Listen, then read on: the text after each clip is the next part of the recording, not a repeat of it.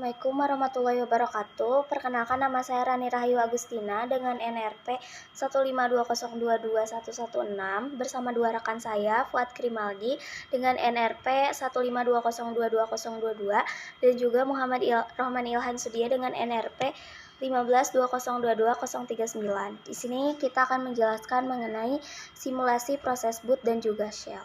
Sebelumnya, apa sih itu proses boot? Proses boot ini atau booting ini adalah sebuah proses yang terjadi ketika komputer dan perangkat elektronik dinyalakan atau dihidupkan. Nah, dalam dunia komputer, booting adalah proses menghidupkan sistem operasi dan memuat semua komponen yang diperlukan agar perangkat itu dapat berjalan dengan baik. Nah, lalu bagaimana sih proses boot secara umum? Proses boot secara umum itu tahapnya itu yang pertama ada power on, yang kedua ada power on self test atau POS, yang ketiga ada inisialisasi perangkat keras, lalu yang keempat ada membaca sektor boot, dan yang kelima memuat sistem operasi. Lalu apa sih itu shell? Shell ini adalah prosesor makro atau penerjemah command language yang menerjemahkan perintah yang ditulis oleh pengguna di terminal. Nah, ke dalam tindakan sistem yang akan dijalankan itu tadi, yang juga dapat secara otomatis dijalankan dalam program yang disebut dengan shell scripting. Lalu shell ini dibagi menjadi dua jenis utama, yaitu ada bourne shell dan juga C shell. Nah, bourne shell ini adalah salah satu shell yang pertama kali dikembangkan untuk sistem operasi Unix. Shell ini dinamai dari pembuatnya yaitu Stephen Bourne yang menciptakan pada awal tahun 1970-an. Lalu yang kedua ada C shell. C shell ini adalah salah satu jenis shell yang dikembangkan untuk lingkungan sistem operasi Unix. C shell itu memiliki seperangkat perintah dan sintaks yang berbeda dari Bourne shell atau SH. Baik, saya Muhammad Rohman akan menjelaskan mengenai sistem komputer digital. Nah, sistem komputer adalah sistem digital yang terdiri dari perangkat keras dan perangkat lunak. Sistem komputer digital digunakan untuk memproses informasi dalam bentuk digital. Nah, pada kelompok kami menggunakan motherboard Asus Prime H610 MCS yang di dalamnya memiliki prosesor Intel Core i7, RAM DDR5, CPU cooler Graphic Card 2080 Ti, storage SSD M.2, PSU, dan USB input dan output. Sekian dari saya. Nah, saya di sini akan menjelaskan mengenai gambaran dan rangkaian yang untuk program simulasi shell, boot dan shell yang kami buat. Yang pertama di sini ada flowchart atau gambaran dari proses boot ya. Yang pertama ada memuai proses boot, lalu memeriksa perangkat keras, membuat kernel, dan menyiapkan sistem operasi. Nah, selanjutnya ada fungsi login. Nah, untuk gambaran fungsi login ini sendiri, yaitu login setelah proses boot selesai, maka sistem operasi atau CLI ya akan berada pada posisi idle.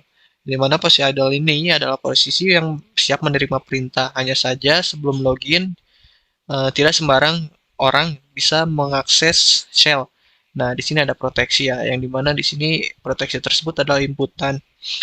Nah, untuk login itu sendiri, gampangnya kita tinggal mengetik enter, klik enter, dan sistem akan menanyakan username dan passwordnya. Nah, jika username kosong, maksudnya username-nya itu di enter sembarangan, maka sistem akan terus-menerus menanyakan bahwa username tidak boleh kosong sebelum username-nya diisi. Selanjutnya ada perintah-perintah CMD. Nah, ini adalah fungsi yang dimana untuk menampung perintah-perintah CMD. Nah, masing-masing perintah CMD ini sebenarnya sudah dibuatkan fungsi tertentu ya, masing-masing fungsinya. Hanya saja tidak saya jelaskan karena berhubung dengan waktunya ya. Kita masuk saja ke algoritma yang utamanya maksudnya. Nah, di sini jika kita mengetik help gitu, maka akan menampilkan help. Jika kita mengetik sistem info, akan menampilkan info. Lalu kita mengetik rd, maka akan masuk ke remove directory ya. Ini fungsi dari remove directory-nya. Nah, kenapa di sini ada dua pengkondisian? Nah, di sini ada dua pengkondisian karena di sini berguna untuk change directory, yaitu cd ya. Jika kita masuk ke directory download, maka remove download-nya akan berfungsi di directory dokumen atau download ya. Ya, di sini ada dua pengkondisian yang dimana kondisi masing-masingnya terdapat remove directory. Nah, ini adalah kondisi else atau false ya. Kalau tidak masuk ke dokumen atau ke download, jadi masuknya ke false, dan ini adalah fungsi yang utamanya, yang dimana ini fungsi sebelum kita change directory. Sebenarnya ini sama aja ya, hanya bedanya yaitu perintahnya ada ren, make dir, delete, dir, lalu ada datetime, cls, dan exit. Nah, kita langsung masuk ke simulasi CLI-nya. Nah, simulasi ini adalah fungsi yang saya buat untuk menampung, bukan menampung ya, untuk memanggil yang fungsi yang tadi sebelumnya sudah dibuat, yaitu fungsi pada menampung perintah-perintah cmd. Nah, sebenarnya di sini ada login ya. Ini kita terlewat ya. Jadi login dulu, lalu kita masuk ke sini. Nah, jika user inputnya enter doang gitu, enter, maka sistem akan mengeluarkan perintah tidak dikenali atau ketik help untuk bantuan. Nah, jika kita menginput logout, maka sistem akan, keseluruhan sistem ini akan logout dan kembali lagi ke semula, yaitu ke login sistemnya. Jadi harus login dulu gitu. Saya logout terus masuk ke login, melogout lagi masuk lagi ke login gitu. Nah, jika kita mengetikkan selain enter dan logout, kita masuknya ke sini, ke tokens dan args dan comment. Nah, apa sih ini? Nah, token ini adalah hasil inputan yang kita bagi dua. Bagi dua di sini dibaginya berdasarkan spasi. Jika misal saya contohkan ya, misal kita make dir accept. Nah, di sini kita ingin membuat directory accept dengan ketik make dir accept. Nah, di situ terdapat spasi yang dimana make dir di sini akan masuk ke comment. Comment itu adalah perintah langsungnya, perintah pada tokens indeks ke 0 atau indeks atau yang pertama itu. Lalu selebihnya, misal accept-nya itu nama file directory-nya akan masuk ke args. Nah, ini args sama dengan tokens list index 1 lalu seterusnya akan masuk ke args itu. Nah, di sini ada pengkondisian ya, yang dimana jika panjang dari tokensnya lebih dari 0, maka jika true akan masuk sini, akan masuk ke cd dan dokumen. Misal kita mengetikkan cd, lalu di belakangnya ada dokumen, nah akan masuk ke directory dokumen atau change directory ke bagian dokumen ya. Nah, di sini juga ada cd download ya. Jika kita mengetikkan cd download akan di split, jadi cd-nya masuk ke comments dan download-nya masuk ke args. Nah, args index 0 ini yaitu download itu sendiri. Ya, jadi kita masuknya ke halaman atau directory downloads. Lalu selanjutnya adalah main programnya. Nah, yang dimana start gitu, langsung ada proses boot. Setelah proses boot, ada identitas pada software, bukan software, apa sih ini tuh sistem operasi ya. Lalu ada simulasi CLI-nya. Nah, kenapa saya tidak masukkan login? Karena login itu sendiri sudah saya jelaskan di awal ya, itu masuk ke simulasi CLI-nya. Nah, di login, terus masuk ke CLI, logout, masuk ke login lagi gitu, masuk ke CLI, dan seterusnya. Nah, lalu kita masuk ke demonya. Nah, yang pertama itu adalah proses boot ya. Kita memeriksa perangkat keras dulu, yaitu hardware-hardware-nya. Nah, di sini adalah komponen-komponen yang kita pilih ya untuk sistem komputer digitalnya, lalu ada memuat kernel, lalu ada setup sistem operasi. Nah, jika 100% maka akan langsung masuk ke sistem operasi. Nah, ini adalah posisi idle saat login. Posisi idle saat login sistem ya. Jika kita mengetik misal dir. Nah, ini yang saya katakan tadi. Jadi user tidak bisa langsung mengakses secara keseluruhan CLI-nya.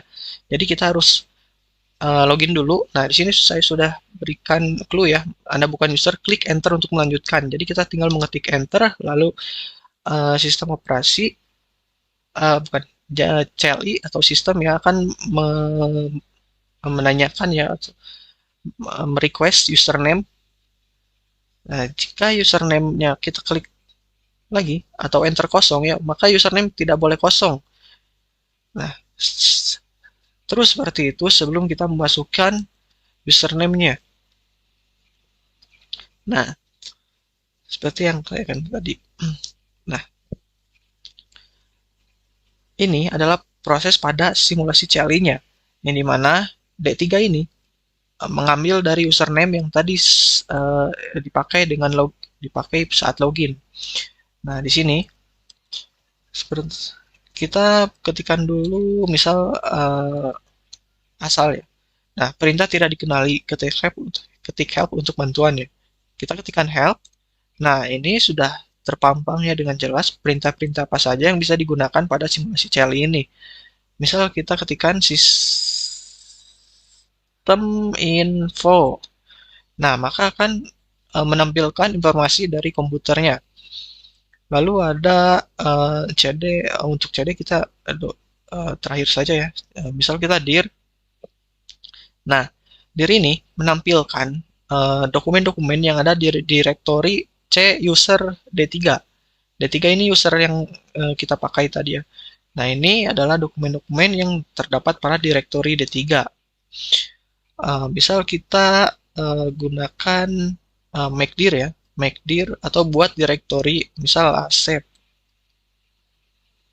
Nah, kita ketikkan dir lagi. Nah, asep akan terbuat di sini. Maka setelah direktorinya terbuat, kita bisa ketikkan ren asep. Nah, lalu asep 01. Nah, kenapa saya ketikkan asep lalu asep 01? Asep di sini yaitu nama file yang sebelumnya. Ya. Terus asep 01 ini adalah nama file yang baru atau kita merename dengan asep 01. Nah, kenapa saya tidak berikan alert ya? Karena saya mengambil referensinya dari CLI-nya langsung di Windows. Jadi tidak ada atau seperti itulah. Misal kita dir lagi, nah ini akan berubah karena kita sudah merename asep dengan asep 01. Misal kita dir asep 1, asep 2. Nah, ini yang saya katakan tadi ya, bahwa mkdir ini bisa membuat direktori lebih dari satu. Nah, asep 1 dan asep 2 maka akan bisa terbuat ya. Lalu ada rd, yaitu remove directory. rd asep 1. Lalu misal kita del dengan asep 041. Asep 041 pdf. Nah, kita ketikkan dir. Nah, maka kita lihat perbandingannya yang sebelumnya ya. Asep 01 PDF di sini tidak ada ya. Lalu ada RD Asep 01. Asep 1 di sini juga tidak ada ya. Berarti kita sukses untuk menghapus kedua file-nya. Nah, ini perbedaan pada directory, perbedaan pada RD dengan del ya. Untuk RD itu sendiri yaitu menghapus file berjenis directory. Lalu untuk del itu sendiri menghapus file dengan jenisnya yang file ya, file bukan directory. Misal kita ini menghapus titik PDF ya. Nah, itu akan terhapus. Sedangkan jika kita mengetikkan del, yang dimana del ini untuk menghapus file ya, kita masukkan del asep 2. Nah, asep 2 ini merupakan direktori ya. Ini adalah contohnya. Nah, maka nama file tidak valid. Kita tidak bisa asal menghapus ya. Jadi harus selaras gitu. Misal kita ingin menggunakan RD ya, maka kita bisa menggunakan remove directory yang berjenis dir gitu. Untuk del itu bisa berjenis file. Nah, setelah itu misal kita ketikkan help lagi, kita lihat lagi apa yang kita bisa akses. Del sudah, RD sudah, CLS kita ya itu untuk mengclearkan display ya. Lalu ada date. Nah, ini untuk menampilkan tanggal saat ini, lalu time ya ini menampilkan waktu saat ini yang dimana saat ini emang tanggal 14 bulan 12 2003 jam setengah 10 malam ya. Lalu kita ketikkan help lagi, kita lihat lagi apa yang belum. Make dir sudah, time logout itu terakhir. Nah, kita lihat penggunaan cd ya. Misal tadi kita sudah lihat cd downloads. Nah, maka akan berpindah directory atau change directory ke cd download. Misal ketikkan dir, nah kita sudah masuk ke wilayahnya directory downloads, yang dimana directory ini kosong. Artinya kosong di sini kita tidak membuat isiannya ya. Yang tadi yang sebelumnya ada dalam program, kita mengosongkan memori internal pada memori downloads. Misal kita make dir abc, kita dir. Nah, maka akan masuk ke directory downloads ya. Sini akan masuk ke directory downloads. Misal ketikan ren abc dengan save. Kita ketikkan lagi dir, lihat lagi, dan akan terubah. Nah, jika kita ingin menghapus, jika kita ingin menghapus, kita ketikkan rd, bukan del ya. Jika kita ketikkan del, maka keluarnya nama file tidak valid. Jika ketikkan rd, maka file akan sukses, dir akan kembali kosong. Nah, misal make dir abc dir, lalu kita cd. Nah, cd.2 itu untuk kembali ke langkah sebelumnya. Kita masuk ke dokumen. Nah, misal ketikkan dir, ini juga sama, sudah masuk ya ke user D3 dokumen. Lalu kita ketikkan cd lagi. Nah, seperti itu ya. Sikat ya. Oh, untuk login. Logout.